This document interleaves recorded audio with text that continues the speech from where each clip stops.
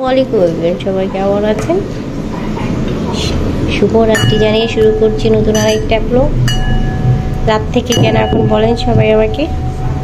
কারণ হলো সারাদিন আজকে আমি একটু সময় পাইনি, সময় ছিল না, মোট কথা বেশ ভালোও ছিল না সব কিছু দিনটা আজকে। তো এর জন্য আমি ব্লগটা আজকে শ্যুট করতে পারিনি সারাদিন থেকে। এখন ইচ্ছা করছিল না, তাও ভাবলাম যে একটু করি, ছোট হোক, তাতে কি, আপনাদের সাথে একটু শ্যুট করি। বা এখন আপনারা আসলে কি বলবো, এটা আমার এখন একটা হবি বা শখ যাই হয়ে গেছে, বা নেশা হয়ে গেছে। এটা একটু না করলে ভালো লাগে না, শখের বসে আসলে করতেই হয়। এই তো আমি কিছু নাস্তা পানি করা হলো, এগুলো একটু ক্লিন করে নিয়েছি, বাট মুছে নিলাম। আর কলাগুলো সব পড়ে গেল, ঝুলায় রাখা হয়েছিল, সব কলা পড়ে গেছে নিচে। আর আমি রাত্রির জন্য ডিনারটা রেডি করছি। এখানে হলো যে ডিম দিয়ে আলু দিয়ে তরকারি করেছি একটা, আর এখানে নুজাইফার জন্য আমি খাবারটা বসিয়ে দিয়েছি, পেঁপে দিয়ে ডাল দিয়ে সিদ্ধ ভাত বসিয়ে দিয়েছি ওর জন্য। এটা হোক, ওকে তো হালকা একটু খাবার দিব, তার জন্য এটা দিলাম আমি। তো আপনাদের কি অবস্থা, সবার কেমন আছেন? আল্লাহর রহমতে সবাই ভালো আছেন, ফ্যামিলি নিয়ে, সবার পরিবার সবাইকে নিয়ে। আমরাও আল্লাহর রহমতে এবং আপনাদের দোয়ায় পরিবারের সবাইকে নিয়ে ভালো আছি। আসলে আজ ওহির পরীক্ষা গেল, তো এখানে একটু আমি ব্যস্তই ছিলাম। মোট কথা পরীক্ষা গেলে তো আমি একটু ব্যস্ত থাকবোই এখন, কারণ একদিকে হলো 2 বার নামা ওঠা করা হয়েছে, তার জন্য শরীরটা খুব বেশি ভালো লাগতেছিল না। দুয়ে তো হলো দেখা যাচ্ছে হলো কিছুদিন যাবতীয় আমার শরীরটা খুব বেশি ভালো লাগতেছে না। আমি এই কথা আসলে বারবার বলতে ভালো লাগে না যে শরীর ভালো না, বাট আমি নিজেও জানি না কেন ভালো না, বাট আমার ভালো লাগতেছে না। হইতে পারে যে রাত্রে ভালোভাবে ঘুম হয় না, তার জন্য হতে পারে, এখন অন্য কোনো কারণেও হতে পারে, বলতে পারবো না। এই তো এভাবে চলতেছে দিনকাল। সব ভালো না লাগলেও সব করতে হবে, তাই না? কারণ সংসারে সবাই ভালো থাকলেই তো আমরা ভালো থাকি, আমরা খারাপ থাকলে ওরা কিভাবে ভালো থাকবে? এই তো ওই এখানে রাখো, তুমি গেঞ্জি পরো নাই তো? কি হলো? তুমি ইয়া পর খালি এদিকে। ও মা, এদিকে এটা শুকায় গেছে। হ্যাঁ হেভি হয়েছে তো, কিছু হবে না, দাও আমার কাছে দাও। না আর দিতে হবে না, আমি ওখানে রেখে দিয়েছি। ও রে আল্লাহ, আস্তে আস্তে আস্তে। নুজাইফা ওই ক্লে দিয়ে কি ফুল বানিয়েছে, তো তার জন্যই দুইজনের যুদ্ধ লাগিয়েছে। আর আমার বিছানায় যুদ্ধ চলতেছে বলতে হলো সবাই যুদ্ধ করতেছে বিছানায়। এখন আমি তো যুদ্ধ করছি, আমার 2 মেয়ে যুদ্ধ করছি। ভাবলাম গাছটাকে একটু গোসল করাই দিই,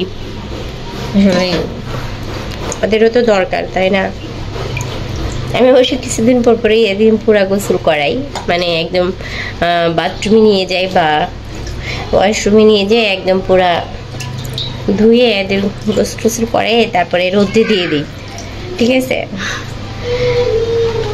তা আমাদের মতো তো ওদেরও তো জীবন আছে, তাই না বলেন? ওদেরও তো একটু ক্লিন হইতে ইচ্ছা হয়, গোসল করতে ইচ্ছা হয়, তার জন্য ভাবলাম এদের একটু করে দিই, তাহলে এরাও একটু ভালো থাকবে। আরো একটু পাতা মনে হয় হয়েছে, পেকে গেছে, একটু আমি ক্লিন করে দিচ্ছি, পাতাগুলো ফেলে দিচ্ছি। ওকে, এখানে খাওয়া দাওয়া করে সব বিস্কিট নুডলস সব খেয়ে সব রেখে দিয়েছে, ফেলে দিতে হবে এখন। এর সঙ্গে সঙ্গে এটাকেও আমি একটু মুছে দেই, এটাও তো পানি পড়েছে, ভিজা থাকলে আবার সমস্যা হইতে পারে। উঠাইতে ইচ্ছা করলো না, তার জন্য একটু উপরে নিয়ে এটাকে ধুয়ে দিলেই হতো, বাট থাক।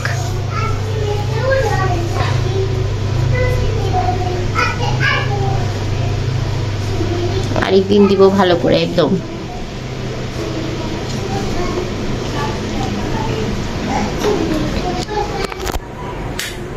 তো নিজের ভাতটা হতে থাক, আমি এইদিকে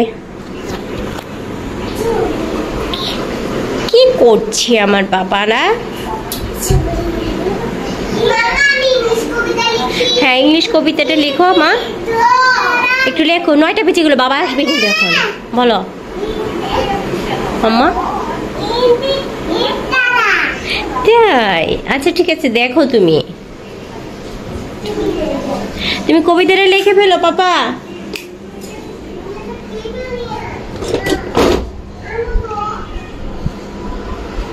টেবিল কোথায়? এখানে,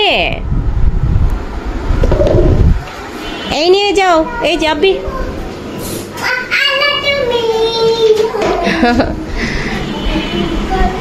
আমার মেয়ের জানটা, আমার ছোট মেয়ের জান হলো এই যে এই গাড়িটা, ঠিক আছে? সবসময় দেখবেন শুধু এই গাড়ি আর গাড়ি। তো ঠিক আছে, দেখে ওইকে একটু পড়াটা দেখাই দিয়ে আসি, দেখে তারপর আসছি আবার। তারপর ওদের 9টা বেজে যাবে এখন, আমার পাপা চলে আসবে। তো আমিও তার মধ্যে ওই লেখাটা একটু দেখাই দিই। অবশ্য 3-4 দিন ছুটি আছে, এখন আর পরীক্ষা নাই 4 দিন, একদম মঙ্গলবারে থেকে পরীক্ষা। তারপরও তো পড়তে হবে, না পড়লে আবার দেখা যাবে যে সব কষ্ট হয়ে যাবে পরে। এখন শুধু রিভিশন একটু একটু দিয়ে রাখলে পরে পরীক্ষার আগে আর টেনশন করতে হবে না। তো বলে তো আলহামদুলিল্লাহ পরীক্ষা অনেক ভালো হয়েছে, আমি তো খুব বেশি টেনশন করতে হয়নি। তো এগুলো আমি একটু রেখে দিব, ইয়া করে রেখে দিতে হবে জায়গা মতন সব জিনিস। ইচ্ছাও করছিল না, মানে সব গুছানোই হচ্ছে না আমার একদম। আমি পুরা তুমি একদম অলস হয়ে গেছি।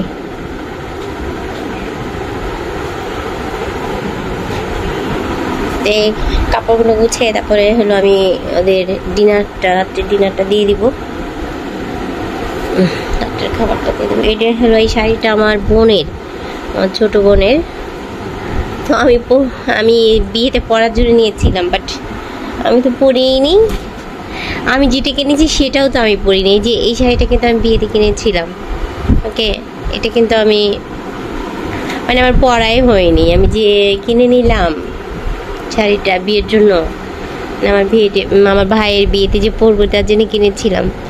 বিয়ের উপলক্ষে শাড়িটা কেনা হলো। আমার আসলে আগে তো যখন মানে কলেজ লাইফে ছিলাম তখন তো অনেক প্রচুর পরিমাণে শাড়ি কিনতাম, এতটা শাড়ির প্রতি একটা লুক ছিল, তখন অনেক কেনা হয়েছে। বাট এরপরে আর পরতেও ইচ্ছা করে না, কিনতেও ইচ্ছা করে না। এখন তো এই অনেক বছর পর আমি একটা শাড়ি কিনলাম, তাও পরতে পারলাম না। এটা কিন্তু একদম পিঙ্ক কালার, হ্যাঁ এখানে রেড। তো এটি আমার হলো বিয়ে শাড়ি, তখন অনেক তাড়াহুড়া করে আসলে কেনা হয়েছিল, তো এর জন্য এই শাড়িটাই। তবে তখনকার এই শাড়িটাই অনেক বেশি জনপ্রিয় ছিল। তারপর ওর শাড়ি যেমনই হোক, মেয়েদের বিয়ের শাড়ি বলতে একটা অনেক স্মৃতিময় একটা জিনিস, তাই না? স্মৃতি মিশানো একটা জিনিস এটা। তো আমার কাছে তো অনেক বেশি ভালো লাগছে, সত্যি আমার অনেক বেশি ভালো লাগছিল শাড়িটা। আর আমি পরেছিলামও তখন, ভালোই পরেছি। আমার কাছে মনে হয় কি অনেক দামি শাড়ি দেওয়ার থেকে এই সিম্পলের মধ্যে শাড়িটা দেওয়াই সবচেয়ে ভালো, কারণ দেখা যাচ্ছে শাড়ি তো পরা হয় না। আর সিম্পল একটা কিছু সিম্পলের মধ্যে দেওয়া হলে কিন্তু শাড়িটা দেখা যাবে যে সে বিয়ে হয়ে কাজ যাই হোক পরা হবে, তাই না? আর কতদিন একটা শাড়ি রাখা যায়? এটা তো আমার প্রায় অনেক বছর হয়ে গেল, এখন অনেক বেশি ভালো। আমি তো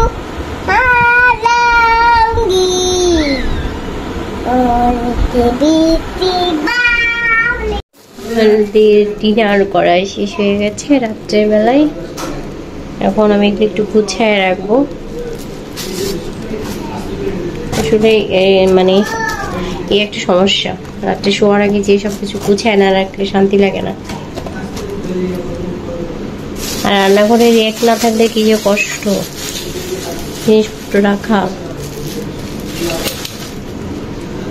তো আমি সব গুছিয়ে ফেলছি অলরেডি, শুধু পানিটা দিতে হবে। আর আব্বুকে বলতেছি পানি দেওয়ার জন্য, আমি আর পানিটা দিতে পারছি না এখন। ও রাত্রেবেলা ওর বাবাকেই বলি শোয়ার আগে পানি দিয়ে দেওয়ার জন্য।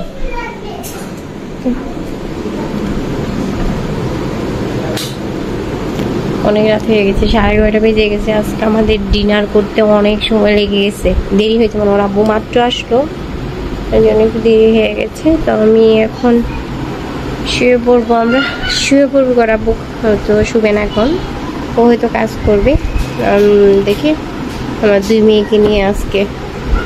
আর আমার ছোট মেয়েটা এখন আসবে না বিছানায়, কখনোই না। কারণ ওর বাবা যে পর্যন্ত থাকবে